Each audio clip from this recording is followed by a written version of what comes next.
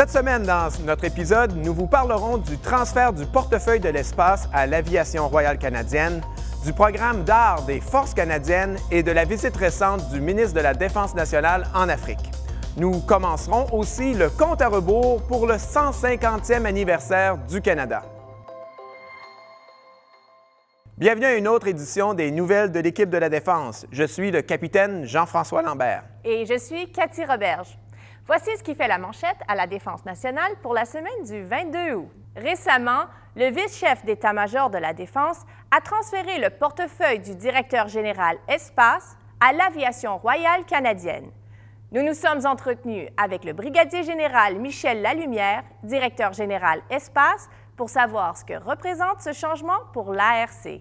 On était à une opportunité, nous, les Forces armées canadiennes, de se poser la question, est-ce qu'on est bien positionné pour que les services aient les capacités qu'ils ont besoin dans le futur, non seulement les capacités traditionnelles qui leur sont propres, donc les navires, les véhicules terrestres ou les avions, mais aussi dans ces nouveaux domaines-là. Donc, est-ce qu'ils ont l'influence, est-ce qu'ils ont l'autorité nécessaire pour s'assurer que les capacités sont intégrées au niveau qu'ils ont besoin pour réaliser leurs objectifs et leurs responsabilités de défense. Cette année marque le 15e anniversaire du programme d'art des Forces canadiennes qui souligne la contribution des artistes canadiens à l'histoire des Forces armées canadiennes en leur donnant l'occasion de saisir les opérations quotidiennes, le personnel et l'esprit des Forces armées canadiennes au Canada et à l'étranger.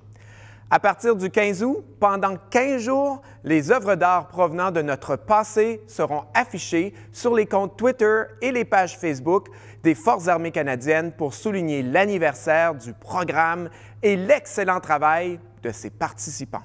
Le ministre de la Défense, Harjit Sajjan, a récemment visité l'Éthiopie, le Kenya, l'Ouganda, la Tanzanie et la République démocratique du Congo.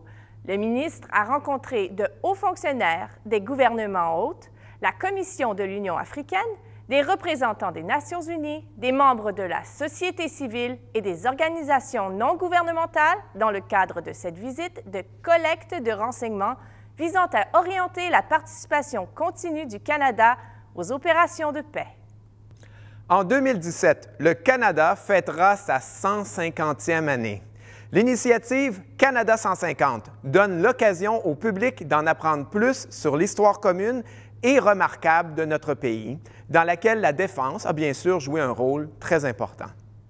Le 4 août marque le début du compte à rebours de 150 jours vers une année de célébration. Vous pouvez marquer ce jalon important en affichant des photos de vos meilleurs souvenirs à saveur canadienne sur les médias sociaux en utilisant le mot-clic #Canada 150. Nous vous laissons avec des images des 6 premiers véhicules de patrouille blindée tactique qui ont été livrés à la base des Forces canadiennes Gagetown la semaine dernière. L'armée commence aujourd'hui la formation des membres du cadre initial d'instructeurs pour ces nouveaux véhicules. Alors, on vous souhaite à tous une excellente semaine et soyez des nôtres pour la prochaine édition des Nouvelles de l'équipe de la Défense.